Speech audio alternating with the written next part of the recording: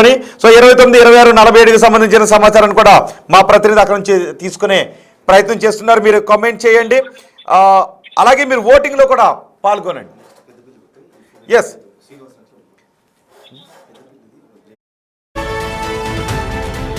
పెదపల్లికి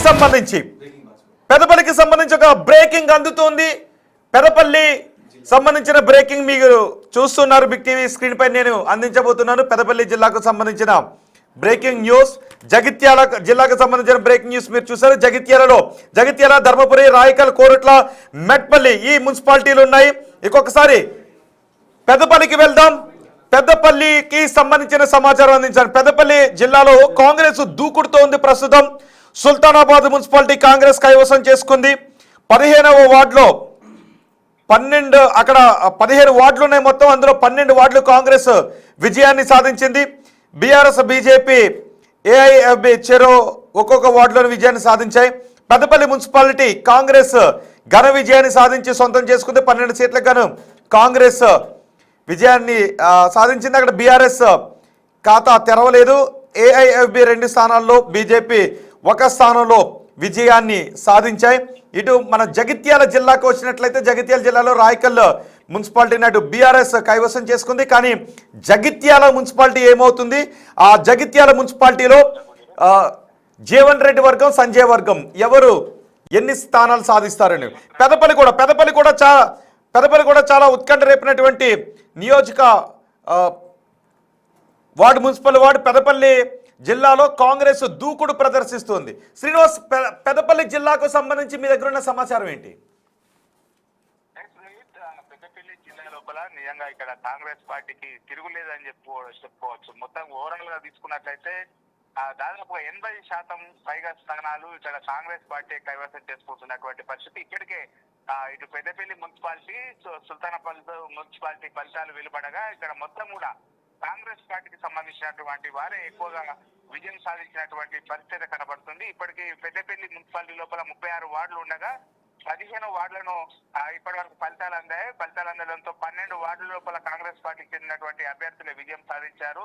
ఇక్కడ BRS party ఇంకా బోని కూడా కొట్టని పరిస్థితి ఉన్నది. బీజేపీకి 1 రాగా ఫార్వర్డ్ బ్లాక్ ఇక్కడ మొత్తానికి రెబల్ గా ఉన్నటువంటి వారు సింహం గుర్తు పైన పోటీ చేయడం, వారికి 2 స్థానాలు కూడా రావడం. ఓవరాల్ గా తీసుకున్నట్లుగా 36 స్థానాల లోపల 15 స్థానాలు ప్రకటించగా దాదాపుగా 12 స్థానాలు కూడా ఇక్కడ కాంగ్రెస్ పార్టీ గెలుచుకున్నటువంటి పరిస్థితి కనబడుతుంది. అదేవిధంగా సుల్తానాబాద్ మున్సిపాలిటీకి పరిధి చేస్తే ఇక్కడ 15 వార్డులు ఉండగా ఇప్పటి వరకు ఇక్కడ మొత్తం ఫలితాలు కూడా వెలువడినటువంటి పరిస్థితి. మొత్తం 12 కాంగ్రెస్ పార్టీ గెలుచుకోగా బీఆర్ఎస్ కు 1 రావడం జరిగింది, బీజేపీకి 1 రావడం జరిగింది. ఫార్వర్డ్ బ్లాక్ ఇండిపెండెంట్ అభ్యర్థిగా పోటీలు ఇచ్చినటువంటి వారు 1. అంటే ఓవరాల్ గా 15 వార్డులకు 12 వార్డులు కూడా కాంగ్రెస్ పార్టీ కైవసం చేసుకోవడంతో పెద్దపల్లి జిల్లా లోపల కాంగ్రెస్ పార్టీకి తిరుగులేదని మరొకసారి కూడా ఇక్కడ రుజువైనటువంటి పరిస్థితి కనబడుతుంది. పెద్దపల్లిలో కాంగ్రెస్ ఇంత ఘన విజయాన్ని సాధించడంతో ఆ శిబిరాల్లో ఎటువంటి పరిస్థితులు కనిపిస్తున్నాయి? బీఆర్ఎస్ నేతల రియాక్షన్స్ ఏంటి?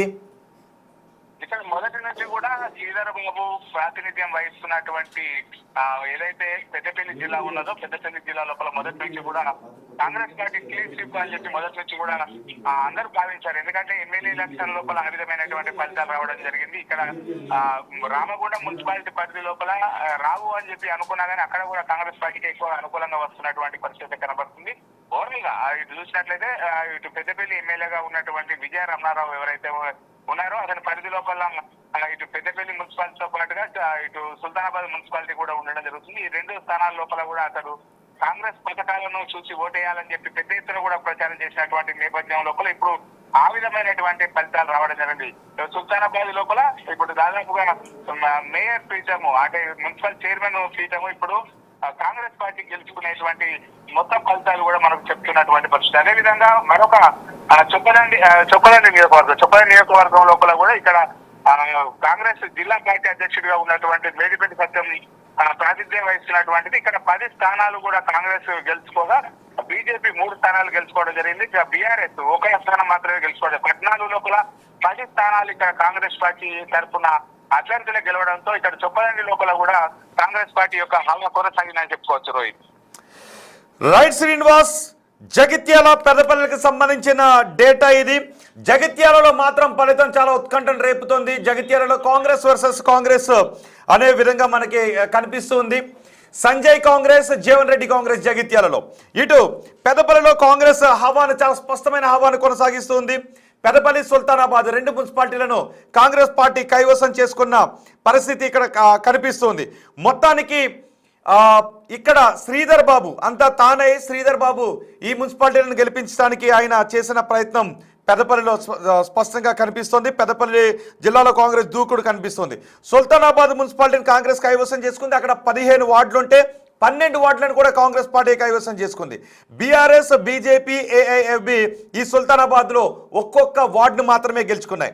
ఇక పెదపల్లి మున్సిపాలిటీని కూడా కాంగ్రెస్ కైవసం చేసుకుంది. అక్కడ 12 సీట్లకు పైగా కాంగ్రెస్ విజయాన్ని సాధిస్తే బీఆర్ఎస్ మాత్రం ఒక్క వార్డులో కూడా ఖాతాను తెరవలేదు. ఏఐఎఫ్బి 2 స్థానాల్లో విజయాన్ని సాధించింది. బీజేపీ 1 స్థానంలో విజయాన్ని సాధించింది.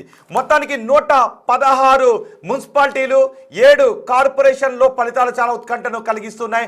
మినిట్ టు మినిట్ అప్డేట్ను మున్సిపాలిటీల వారీగా, కార్పొరేషన్ల వారీగా, డివిజన్ల వారీగా, వార్డుల వారీగా ఎప్పటికప్పుడు